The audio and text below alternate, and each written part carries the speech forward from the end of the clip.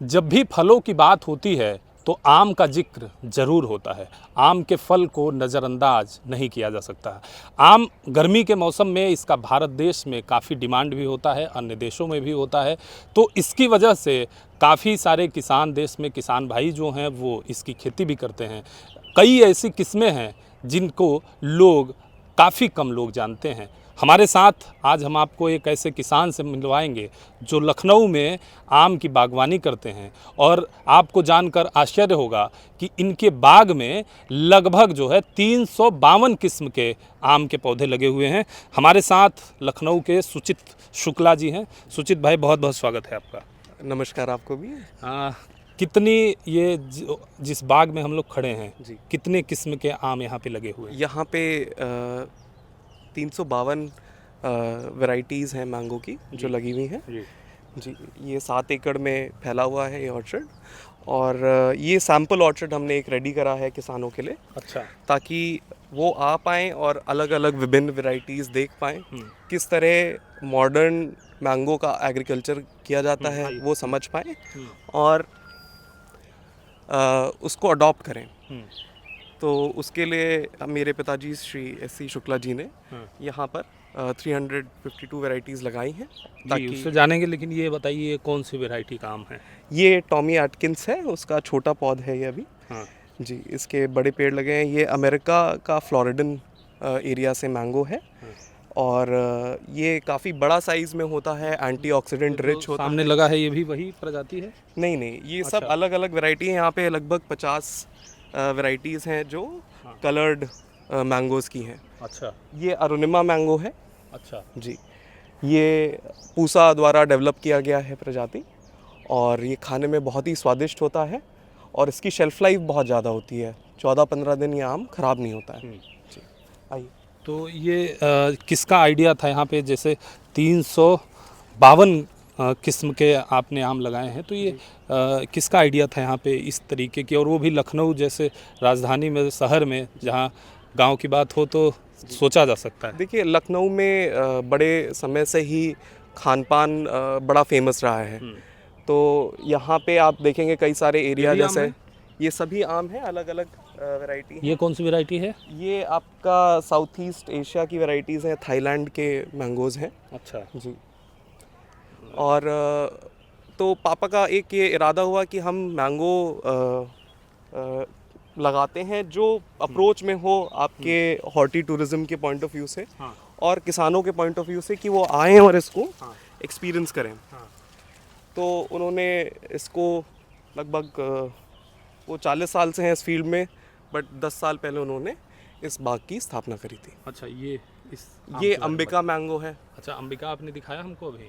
अंबिका उधर कॉर्नर पे है, नहीं वो अरुणिमा था, ये अच्छा, अंबिका है। ये अंबिका है। जी। इतनी किस्में हैं कि हम लोग तो कंफ्यूज हो जाएंगे ना कि कौन सी, इसके बारे में बताइए। वैरायटी है। अच्छा जी, आप देखेंगे ये 4 साल का पेड़ है।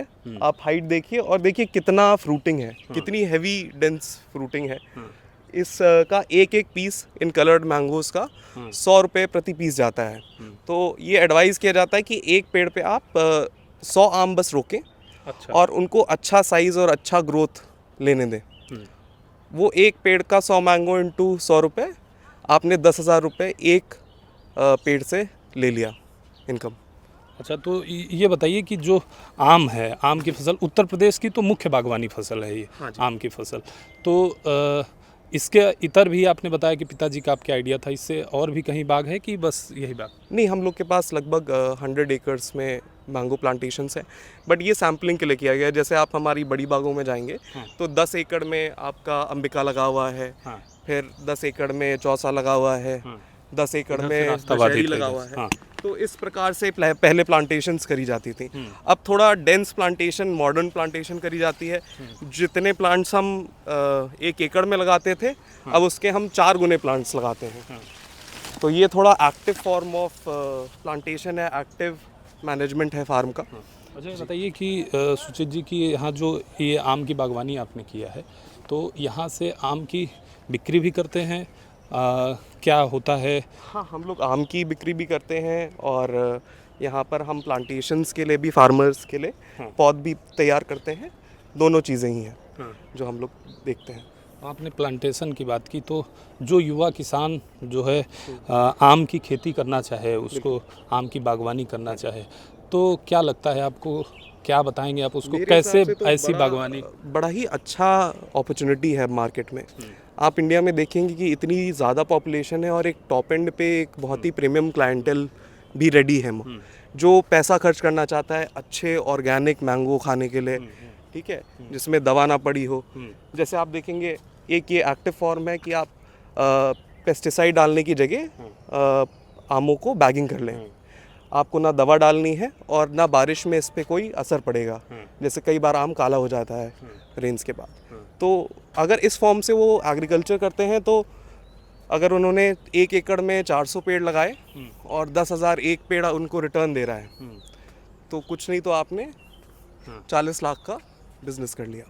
अच्छा, तो कैसे बागवानी कैसे करें, जिसे आम की बागवानी अगर करना चाहें तो कैसे करें जिससे उनको ये आम की जो खेती है वो उनके लिए फ़ायदे का सौदा साबित हो? जी, इसमें एक माइंडसेट हमारे यहाँ पुराना था कि हम बाग लगा देंगे आम की और फिर उसको भूल जाएंगे और छोड़ देंगे। ये कॉन्सेप्ट सक्सेसफुल अब नहीं है। पेड़ आप चाहे मलियाबाद चले जाएं या कभी भी आउटस्कर्ट में आप चले जाएं, बहुत पुराने पेड़ हैं, कोई नई बागें नहीं लगा रहा है। क्योंकि जो आम 10-15 साल पहले 20 रुपए किलो दशहरी जा रही थी, आज 25 रुपए किलो मिल रहा है। और यहाँ पे हमारा हम लोग तो एक मार्केट में पीस- जाते हैं लेने, दशहरी की बात आप कह रहे हैं, 50 से नीचे तो मिलता ही नहीं। जी, वो तो आपकी रिटेल मार्केट हो गई। और जो होलसेल में वो किसान लेके जा रहा है मंडी में, उसको तो 20 ही रुपये मिलेगा। अगर आपको 40 रुपये पड़ रहा है या 60 रुपये भी पड़ रहा है, तो उसको मुश्किल से उसका आधा रुपया मिल रहा होगा। तो बताइए, आप बता रहे थे कि कैसे जो है आम की बागवानी को, आम की खेती को फ़ायदे का खेती बनाएं। इसके लिए मेरा ये मानना है कि आप सेलेक्टिव मैंगो रखें। ये ना सोचें कि हमारे आम बहुत सारे हों, क्वालिटी आम की अच्छी होनी चाहिए। जैसे आप ये साइजिंग देखिए कि हर आम सेम साइज़ का है। यहाँ पर जैसे छोटा आम है तो इसको हम क्लिप कर देंगे आगे चल के, सिर्फ बड़े आम ही हम रखेंगे और फिर उन्हीं को सेल करेंगे। जब आपका प्रोडक्ट अच्छा है तो आप सही पैसा डिमांड कर सकते हो। अच्छा, जो छोटे साइज़ हैं उनको आप काट देंगे पहले ही? हाँ जी। उसका क्या करेंगे फिर? उसके अचार बन सकते हैं, मुरब्बा बन सकता है, चटनी बन सकती है। और कई सारे प्रोसेसेस हैं साउथ में, आप ड्राई करके मैंगो पाउडर उससे निकलवा सकते हैं। तो कई सारे हैं। आप रादर दैन छोटी आम बचाएं से अच्छा है कि आप बड़े आम से बड़ा रिटर्न लें। किस्म है? ये आपका सेंसेशन लगा हुआ है। ये साउथ अफ्रीका की वैरायटी है। अच्छा जी। तो कितने देशों की यहाँ पे, कौन कौन से ऐसे प्रमुख देश हैं जहाँ की आमों की वैरायटी यहाँ पे आपने लगा के रखा है? हम लोग ने साउथ ईस्ट एशिया के मलेशिया, फिलीपींस, थाईलैंड, सिंगापुर, इन सब जगहों से हम लोग ने मैंगोज़ कलेक्ट करे हैं और जो हम लोग लाए हैं यहाँ पे। और साउथ अफ्रीका, अमेरिका और ब्राज़ील के मैंगोज़ हैं यहाँ पे। अच्छा जी। ये कौन सी किस्म है? ये आपकी अरुणिमा है। अच्छा, तो जैसे जो किसान भाई हैं जो इसकी खेती करते हैं, तो उनको ये भी वो जाने कि जैसे जब आम की जब वो बागवानी करेंगे, फसल लगाएंगे, तो कौन कौन से संक्रमण होते हैं और जो कितना नुकसान पहुंचा सकते हैं? देखिए, नए बाग की आपको देखरेख ज़्यादा करनी है। सबसे पहले तो जब पिट बनाई जाती है उसी समय पे आप सही से खाद डालें। जो पिट है उसको धूप में रखें और उसमें थोड़ा सा दीमक की दवा उसमें मिलाएं और थोड़ा सा आप ऑर्गेनिक दवाई, नीम का जैसे पाउडर हो गया या नीम का तेल हो गया। हम लोग अंदर दोनों चलेंगे चीज़ें। कि आगे चलें? आइए अंदर से आपको दिखाते हैं। ये जैसे आम्रपाली की वैरायटी है। अच्छा, हम लोगों ने ये आम्रपाली है। जी, हम लोग ने अलग अलग चीज़ें भी लगाई हैं। जैसे यहाँ पर आप देखेंगे ये पीच लगा हुआ है आपका, नाशपाती। तो इससे क्या होता है कि हमारे पास जो कई बार आप सुन रहे होंगे कि नॉर्थ में एप्पल की खेती में उन्होंने इतना पेस्टिसाइड यूज़ कर लिया है कि अब नेचुरली बी या पॉलिनेशन के लिए उन्हें जो भंवरे चाहिए वो है ही नहीं। तो उसके लिए एक ऑल्टरनेटिव है कि आप बीच में थोड़े से अलग अलग वैरायटी के पेड़ लगाएं। आप देखेंगे कहीं पे कटहल लगा हुआ है, कहीं पे नींबू लगा हुआ है, कहीं पे गुआवा लगा हुआ है, कहीं पे केला लगा हुआ है। वो इसलिए कि एक बायोडाइवर्सिटी हम क्रिएट करें आमों के लिए, तभी वो हेल्दी एनवायरनमेंट बन पाएगा। मतलब ये है कि आम की बागवानी करने के साथ सबसे जो ज़रूरी चीज़ है वो इस बात का ध्यान रखें कि आम के पौधे लगाने के अलावा कई अन्य प्रकार के भी पौधे लगाएं। हाँ, उनमें कुछ खास कि ये पौधे ज़रूर हों। नहीं, कोई भी आप पौधे पिक कर सकते हैं। जैसे आप देखेंगे ज़्यादातर बागों में हम एडवाइस करते हैं कि आप आउटर फेंसिंग के लिए टीक लगा लें, चंदन लगा लें। इससे क्या होगा कि उसको 20-30 साल देख रेख तो करने की ज़रूरत नहीं है, बट एक इनकम उनकी हो जाएगी। अगर उन्होंने 100 पेड़ भी लगाए तो 1 लाख का पेड़ हुआ तो 1 करोड़ की इनकम वहीं हो गई। तो इस हिसाब से उनको प्लानिंग करनी है। प्लस इससे क्या होता है कि एक नेचर में बायोडाइवर्सिटी क्रिएट होती है। अलग अलग तरह के जीव जंतु जब रहते हैं तभी वो एनवायरनमेंट सक्सेसफुल तरह से चलता है। अदरवाइज आप दवा डालते रहेंगे, आप फर्टिलाइज़र डालते रहेंगे, आर्टिफिशियली उसको बनाएंगे जो नहीं है वो, तो वो मॉडल इवेंचुअली फेल कर जाता है। जी। तो आप संक्रमण की हम लोग बात कर रहे थे, किस किस प्रकार के जो संक्रमण होते हैं पौधे में लगते हैं, या रोग कहें कि किस प्रकार के डिजीज़ पौधों में लगते हैं? इसमें जैसे आप देखेंगे कि सबसे पहला तो कॉपर की कमी, जैसे कई सारे डेफिशिएंसी डिजीज़ेस होती हैं कि कॉपर कम हो गया और आपकी सॉइल में न्यूट्रिएंट्स कम है, नाइट्रोजन की कमी है, तो उन वजह से पौध ख़राब होती है। तो उसके लिए हम सॉइल टेस्टिंग सजेस्ट करते हैं, आप सॉइल टेस्टिंग कराएं। फिर कई सारे सीजनल चीज़ें हैं, जैसे कि एक फ्रूट फ्लाई की प्रॉब्लम है, जो मक्खी आपका अंडे दे देती है पेड़ के आम के अंदर और फिर उसमें कीड़े हो जाते हैं। उसके लिए हार्मोन वाले आपके फ्रूट फ्लाई ट्रैप आते हैं, उनको लगाएं। मैं आपको दिखाऊंगा, आगे लगे हुए हैं। और उन फ्रूट फ्लाई ट्रैप से क्या होगा कि जो मक्खियां हैं वो उसमें आकर भर जाएंगी और आपके आमों को डैमेज नहीं करेंगी। थर्ड है कि फंगल डिसीजेज होती हैं, उसके लिए हम लोग नीम का तेल और उसको सॉल्युबल मिक्स आजकल आते हैं, पानी में घोलकर और आप पूरी बाग में छिड़काव कराएं। नीम का तेल हो गया और दशपर्णी हो गया, ये भी एक ऑर्गेनिक मिक्सचर है जो मार्केट में अवेलेबल होता है। इसको आप स्प्रे कराएं, इससे 95% to 99% डिसीजेस थम जाती हैं। यदि मान लीजिए कि इस पर नहीं ध्यान दे पाते हैं जी, तो ये संक्रमण जो है फसलों पर कितना प्रभाव डालता है? इससे काफ़ी सारे प्रॉब्लम्स हो सकते हैं। मेरे हिसाब से तो आपको साल भर थोड़ा एक्टिवली देखना और मैनेज करना ज़रूरी है। अदरवाइज़ छोटी से रोग से वो फैलता चला जाएगा और आपके पूरे बाग में वो इवेंचुअली अनकंट्रोलेबल हो जाएगा। तो मेरे हिसाब से आप सतर्क रहें और हर समय ध्यान रखें अपने पौधों का, स्पेशली जब सीज़न बदल रहा हो, बारिश आ रही है और सर्दियां पड़ रही हैं या गर्मी में चेंज हो रहा है, उस समय ज़्यादातर नए प्रकार के डिसीज़ेस आते हैं। जो हम लोग प्रायः देखते हैं कि गांव में आम की जो साइज़ है पौधे का वो काफ़ी बड़ा होता है, और यहाँ पे आपने जो बागवानी कर रखी है मुझे लगता है उनसे कम से कम 2 या 3 गुना कम छोटे हैं। हाँ। बिल्कुल। क्या वजह है और इसका क्या फ़ायदा है? ये देखिए हाइब्रिड वैरायटीज़ हैं जो साइज़ में छोटी होती हैं। मान लीजिए कोई देसी पेड़ है जो 20-30 फुट बड़ा है, जैसे चौसा और दशहरी हो गए, और आम ऊपर से टपक के गिरा, तो जब तक वो मार्केट पहुंचेगा और आपकी प्लेट पे आएगा तब तक वो पूरी तरह से ख़राब हो चुका होगा। तो इसके लिए हाइब्रिड वैरायटीज़ हम प्रमोट कर रहे हैं कि आप छोटे पेड़ लगाएं और पेड़ों को लगाने के बाद उनकी ट्रिमिंग करें, कटिंग करें, जैसे कि एप्पल की खेती में करा जाता है हिमाचल में। तभी इतने अच्छे आप सेबों के बागान देखते हैं, क्योंकि वहाँ पे मेंटेनेंस दिया जाता है। तो ये 2-3 तरह की हम लोग ने फार्मिंग यहाँ करी। जैसे ये हैवीली डेंस फार्मिंग है कि चारों तरफ पेड़ हैं आपके और सेंटर में भी पेड़ है। फिर एक फॉर्म है, आगे मैं आपको दिखाऊंगा, जिसमें रो वाइज हमने प्लांटेशन लगाई है। उससे क्या होता है कि आप बीच में अपना ट्रैक्टर या छोटा सा ट्रॉली लेकर आप चलें और दोनों तरफ आप फ्रूट प्लकिंग करें। ये बड़ा अच्छा मतलब ये दिख रहा है। ये देखिए गुच्छा पूरा है रेडी।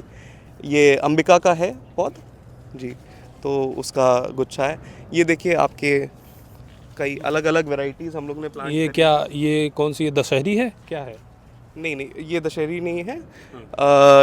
ये एक साउथ एशिया की वैरायटी है, थाईलैंड से हम लोग लाए थे। अच्छा जी। तो ये 1 से 1.5 किलो का एक सिंगल पीस हो जाएगा। Single piece. जी। अच्छा, ये जाता क्या इसका प्राइस क्या होता है, कितने रुपए किलो? देखिए एग्जॉटिक मैंगोज आपके 250 से 400 रुपये किलो तक जाते हैं, और जैसे सिंगल पीस हैं जिनकी अवेलेबिलिटी कम है उनकी कोई भी प्राइस आप डिमांड कर सकते हैं। जैसे आगे आप देखेंगे मियाज़ाकी लगा हुआ है, जो 2 लाख रुपए किलो जापान में बिकता है। तो अगर आप एक्सपोर्ट कर सकते हैं, अगर आप आम अच्छे से उगा सकते हैं, तो कोई लिमिट्स नहीं है कि आप इनकम कर सकते हैं।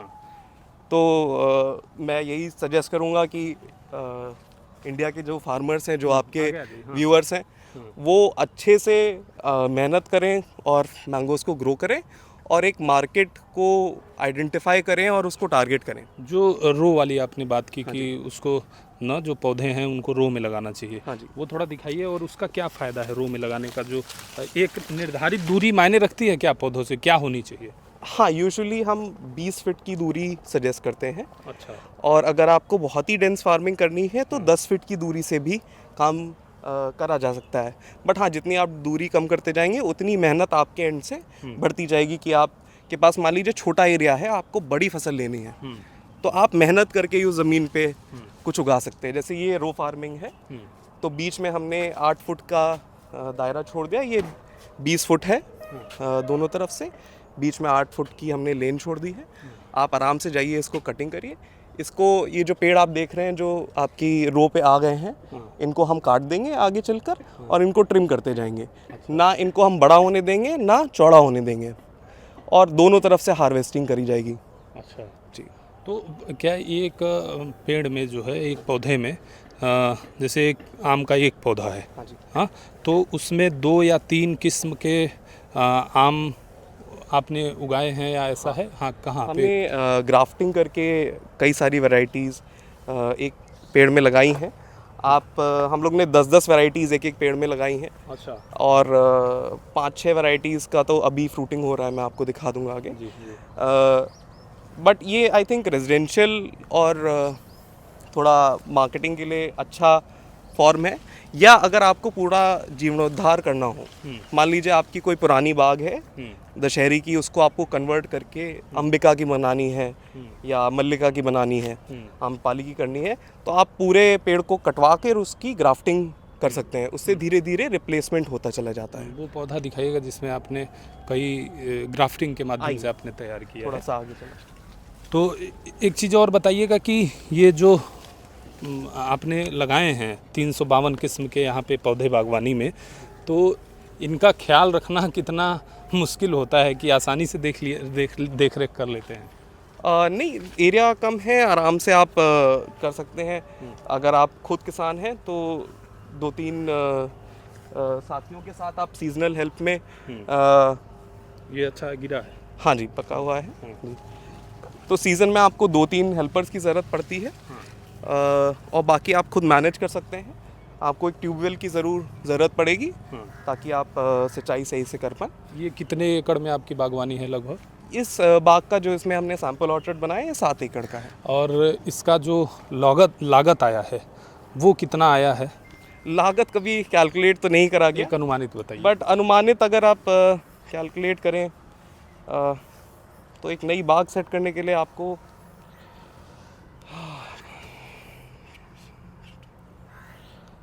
1 एकड़ में 20 लाख के आसपास। 20 लाख के आसपास। और इससे जो, जैसे ये 7 एकड़ है, अगर हम इसको देखते हैं तो 7 एकड़ की जो वो है, क्या कहते हैं, आमदनी सालाना, हाँ जी, कितना हो जाता है सालाना? क्या यहाँ तो क्या सीजनल ही है कि जो यहाँ 12 आम भी हैं जो आपके ईयर राउंड हमें क्रॉप देते हैं, बट मेन इनकम आपकी सीज़न में होती है। तो सालाना आई थिंक 20 से 25 लाख रुपए आप निकाल लेंगे। अच्छा, लागत जो आएगी एक बार, उतना आप 1 साल में या 1.5 साल में, मतलब 3 साल का पीरियड आपको वेट करना पड़ेगा प्लांट को ग्रो होने के लिए। उसके बाद आप 1 से 1.5 या 2 साल में उसको पूरा रिकूप कर लेंगे अपनी कॉस्ट। तो लगभग ये 7 एकड़ में आपकी जो आमदनी है वो 20 से 25 लाख रुपए आसानी से हो जाती है सीजन में। जी, इन वेराइटीज़ की, जो कलर्ड वेराइटीज़ हैं, बड़ी वेराइटीज़ हैं, स्पेशलाइज वेराइटीज़ हैं उनसे। ये आपने इसको ये क्या है? ये कीड़ों से इनको डैमेज प्रिवेंट करने के लिए है। इसमें आम है? हाँ जी, मैं खोल के दिखाता हूँ आपको। ये बारिश और कीड़ों दोनों से इसको बचाएगा। और सिंपल सा प्रोसेस है, आप बैग ऑनलाइन परचेज़ कर सकते हैं या किसी भी कृषि वाले दुकान से आप परचेज़ कर सकते हैं। और ये मल्टीपल यूज़ भी है, आप 2 सीज़न 3 सीज़न इनको सही से चला सकते हैं। अच्छा। और आपने मान लीजिए 5 रुपए, ये 1.5 रुपए का बैग मिलता है, आपने मान लीजिए 5 रुपए की लागत आई, आपने उसको लगवाया और निकलवाया, और आपने वो आम 100 रुपए में बेचा अच्छा। या 50 रुपए में बेचा, तो आपकी इनकम और क्या आपने उसमें लागत लगाई उसके हिसाब से देखेंगे तो बहुत ही कम इन्वेस्टमेंट है। बट थोड़ी मेहनत ज़्यादा है कि एक एक पेड़ पे जाएं आप और एक एक आम को आप वो करें। ये देखिएगा, ये ग्राफ्टेड वैरायटी है, ये इस साइड देसी लगा हुआ है, छोटी वैरायटी है। और आप इधर आएंगे तो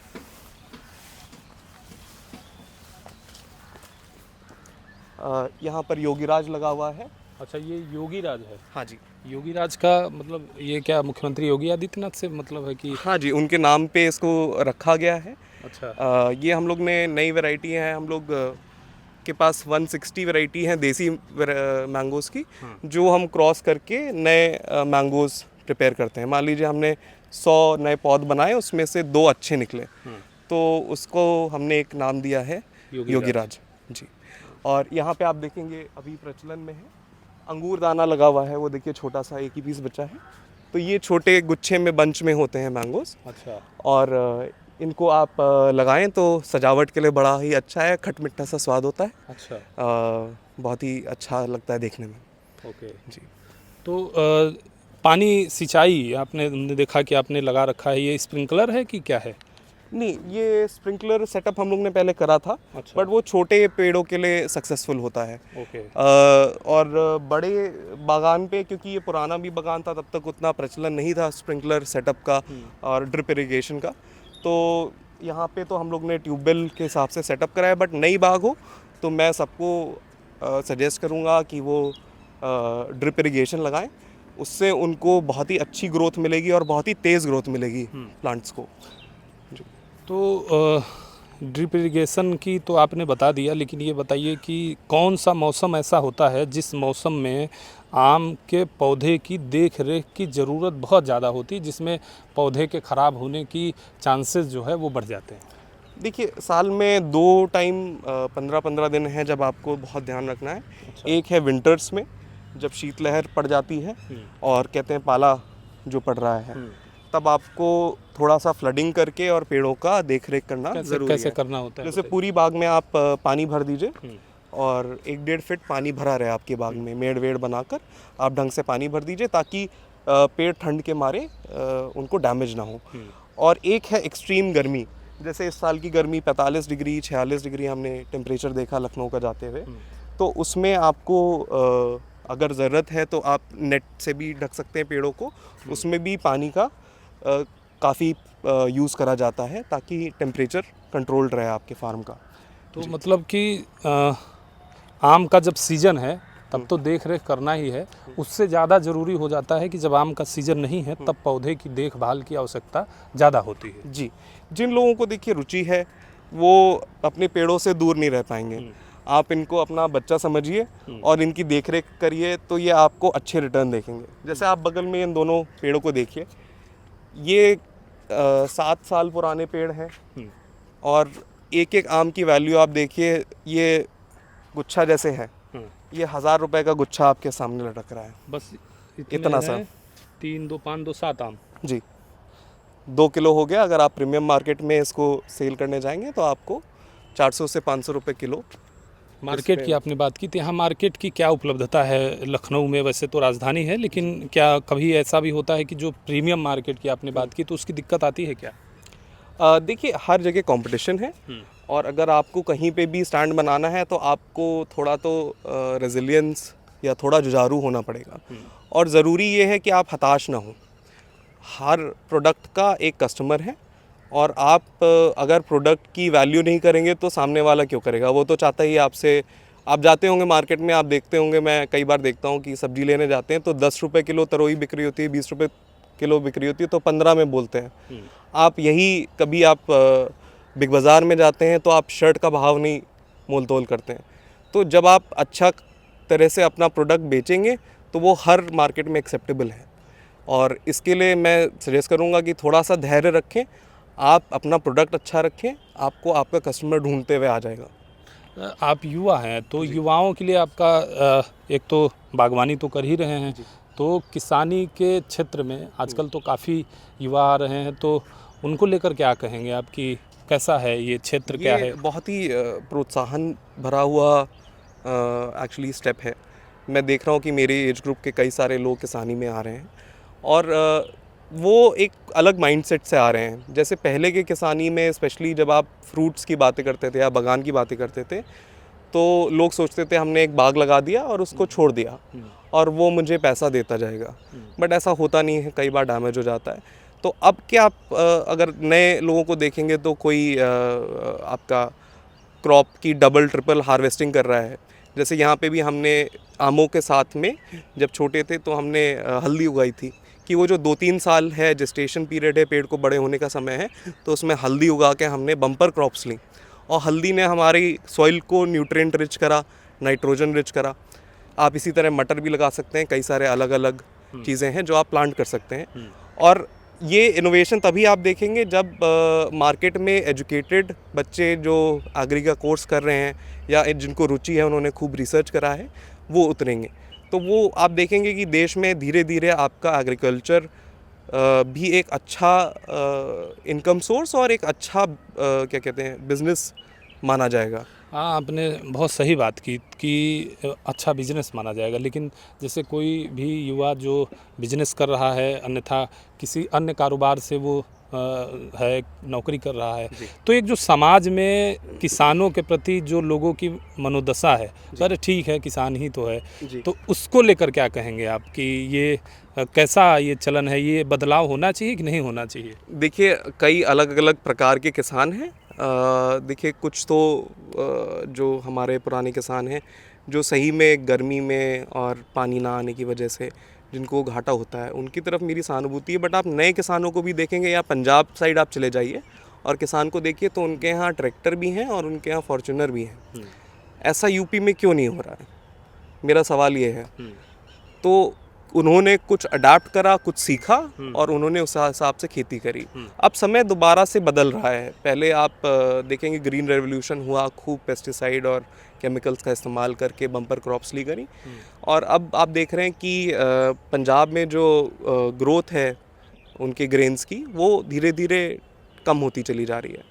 तो अब मुझे लगता है कि यूपी का समय है कि आप देश की जो रिक्वायरमेंट है उसको फुलफ़िल करें और नए किसान और छोटे किसान आगे बढ़ें और ऑर्गेनिक तरह से और अच्छे तरीके से क्रॉप को उगाएं ताकि आप इनकम ले पाएँ उससे। जो बागवानी है, आम की बागवानी है, अन्य कई बागवानी पर सरकार अनुदान देती है, आम की बागवानी पर भी अनुदान है, मिलता है? हाँ जी, आम की बागवानी पे भी है। आप जब नए प्लांटेशन लगाते हैं, मुझे ध्यान नहीं है, बट आपके भारत सरकार में है।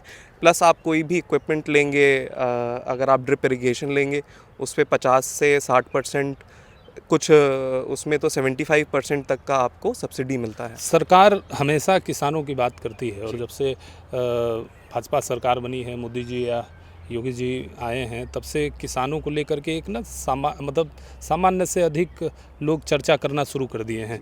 तो क्या ये जितना ऊपर बातचीत हो रही है किसानों को लेकर के, ज़मीनी हकीकत क्या है उससे आप अवगत कराइए।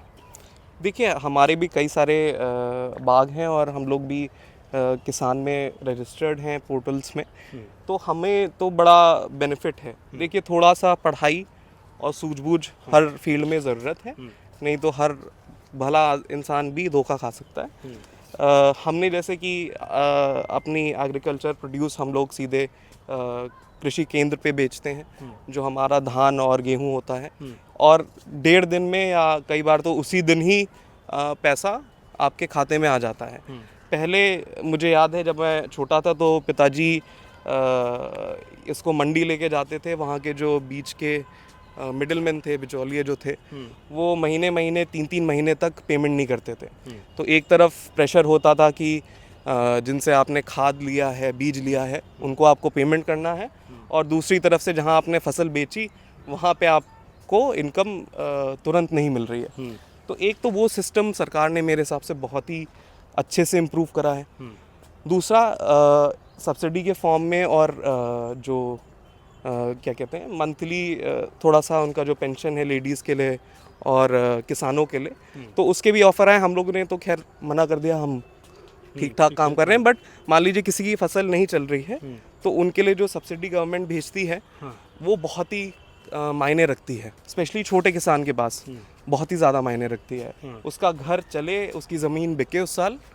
इसको फलत रोकने दिखाइएगा, के लिए बस फलत वही है। दिखाते जाइए आप थोड़ा सा, कितना ज़रूरी है, हाँ बताइए आप। उसकी वो ज़मीन ना बिके उसके लिए सरकार ही है जो उसकी मदद करने के लिए at end of the day खड़ी है। जी। तो ज़मीनी हकीकत जो है वो सकारात्मक है, सरकार का जो रुख है उससे किसानों को फ़ायदा मिल रहा है। जी, मेरे हिसाब से तो फ़ायदा मिल रहा है, क्योंकि हमें भी फ़ायदा दिखा है और मिला भी है। तो इसलिए मैं तो कहूँगा कि आप थोड़ा सा पॉलिसी पढ़ें।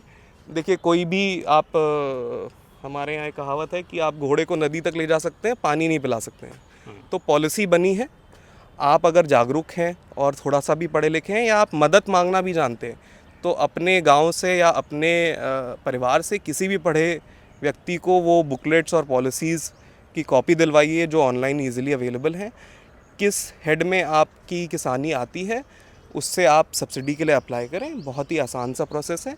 एप्लीकेशन जाती है, ऑनलाइन एप्लीकेशन भी जाती है और सब्सिडी अप्रूव होकर आपके खाते में पैसा आ जाता है। तो यहाँ से जो किसान अगर बागवानी करना चाहें आम की, तो 352 किस्म की तो आपने तो बहुत ज़्यादा लगा लिया है। तो इतना नहीं, तो प्रमुख ऐसी कौन सी किस्में हैं जिससे किसान भाई शुरुआत कर सकते हैं? देखिए कुछ ट्रेडिशनल वैरायटी हैं जैसे मल्लिका और आम्रपाली जो अच्छी फसल देती हैं और हर साल फसल दर देती भी मतलब प्राइस भी ठीक ठाक मिल हैं। जाए। इनका प्राइस भी ठीक ठाक इनको मिल जाएगा। एंड इसके ऊपर आपका है अंबिका, अरुणिका, अरुणिमा, ये नई पूसा की वैरायटीज़ हैं, ये कलर्ड वैरायटीज़ हैं। उसके ऊपर आप जाएंगे तो फॉरेन की वैरायटीज़ इनकी देश में कम बट फॉरेन में बहुत ज़्यादा डिमांड है, या अल्ट्रा प्रीमियम मार्केट में जहाँ पे डायबिटीज़ लोगों को आम खाने का शौक़ है तो वो कम मीठे मैंगो होते हैं, जैसे कि ऑस्टिन हो गया, सेंसेशन हो गया, टॉमी एटकिंस हो गया। इनकी तरफ मैं सजेस्ट करूंगा जाने के लिए। अगर बिल्कुल ही आपको ग्राउंड लेवल पे देखना है तो आप चौसा, लंगड़ा लगा सकते हैं, बट उसमें भी आप इसी प्रकार से हाई डेंसिटी फार्मिंग करिए और उस पे भी आप मेहनत करिए। ये ना सोचिए कि हमने पेड़ लगा दिया, आप 30 साल बाद या 10 साल बाद वो फसल देना शुरू करेगा। कौन कौन से ऐसी जगह हैं, कौन कौन से जनपद हैं या कुछ देश भी हैं, दूसरे विदेश, जहां आपकी फसल जाती है आम की? देखिए हम लोग डायरेक्टली अब एक्सपोर्ट करना हमने बंद कर दिया है, क्योंकि एक्सपोर्ट करने के लिए खुद में एक काफ़ी कॉम्प्लेक्स काम है। दोनों एंड से मार्केट्स को मैनेज करना या सामान को ले जाना, उसकी इंश्योरेंस कराना। बट हमारे प्रोडक्ट रशिया गए हैं, हमारे प्रोडक्ट आपका दुबई, कतर और कुवैत और सऊदी अरेबिया 3 में गए हैं। ठीक है, बहुत बहुत धन्यवाद बात करने के लिए। तो आपने सुना, ये युवा किसान लखनऊ के सुचित शुक्ला जी थे जिन्होंने मैंगो फार्मिंग की है, आम की खेती की है, वो भी लगभग यहाँ लखनऊ में 352 किस्मों की इन्होंने आम की खेती की हुई है, जिनका इन्होंने बताया कि यदि किसान को नुकसान हो रहा है, अन्य जो पारंपरिक फसलें हैं उसमें नुकसान हो रहा है, तो आम की खेती से वो फ़ायदा ज़रूर कमा सकता है। Mangala Tiwari, PTC news, Lucknow.